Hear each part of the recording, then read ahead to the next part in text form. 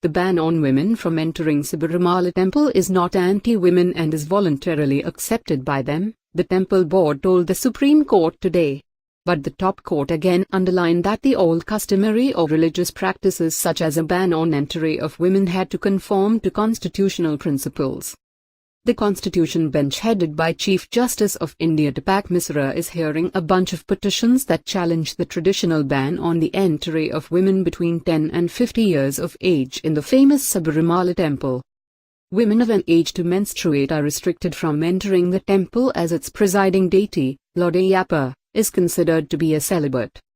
The five-judge bench pointed to the temple board's affidavit in the High Court that pointed that women were allowed into the temple for the first 5 days of the period of annual pilgrimage and banned subsequently on the ground that the crowd used to swell. The deity cannot suddenly disappear for 5 days only to reappear later. What happens to the celibate nature of Lord Ayyappa when women are allowed on certain days of the year? Justice Rohinton Farley Nariman observed. Justice D. Chandraud, also a member of the five-judge bench headed by Chief Justice of India Deepak Misra, also countered the argument that women had voluntarily accepted the restriction on their entry. He said women were socially conditioned right from birth in a patriarchal society on how they should behave, what they should and what they should do. The temple board also urged the top court to steer clear of sitting in judgment on sensitive religious matters. They may say my belief is fickle, but who decides?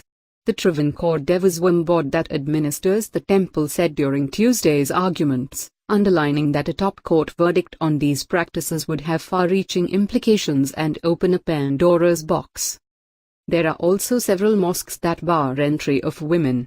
In some Kali temple rituals, devotees hang with hooks pierced into their skins and shear-slash themselves till they bleed, senior lawyer Abhishek Singhvi, who is representing the board, said, wondering if the top court would next ban these religious practices just because of its progressive thought. The court said the board would have to establish that the practice of banning women of a certain